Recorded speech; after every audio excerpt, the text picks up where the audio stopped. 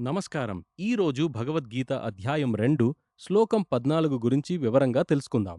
శ్లోకం ఇలా ఉంది: మాత్రా స్పర్శాస్తు కౌంతేయ శీతోష్ణ సుఖ దుఃఖదా ఆగమాపాయి నిత్యాస్తాన్ స్థితిక్షస్వ భారత. ఈ శ్లోకం యొక్క అర్థం: ఓ కుంతీపుత్ర, ఇంద్రియాలు వాటి విషయాలతో కలిసినప్పుడు శీతలం, వేడి, సుఖం, దుఃఖం కలుగుతాయి. ఇవన్నీ వచ్చిపోయేవి, శాశ్వతం కావు. కాబట్టి ఓ భారత, వాటిని సహనంతో భరించు. ఇప్పుడు వివరంగా చూద్దాం. మన ఇంద్రియాలు బయటి వస్తువులను స్పర్శించినప్పుడు సుఖం లేదా దుఃఖం అనుభవిస్తాము. చల్లని గాలి, వేడి ఎండ, మంచి మాటలు, చెడు మాటలు, విజయం, వైఫల్యం ఇవన్నీ తాత్కాలికం. అవి వస్తాయి, పోతాయి, శాశ్వతం కావు. కాబట్టి వాటి వల్ల మనస్సు కలవరపడకుండా సహనంతో ఉండాలి. ఆధునిక జీవితంలో ఈ శ్లోకం ఎంతో ఉపయోగపడుతుంది. ఉద్యోగంలో ప్రమోషన్ రాకపోతే నిరాశ, వచ్చినా అత్యాశ.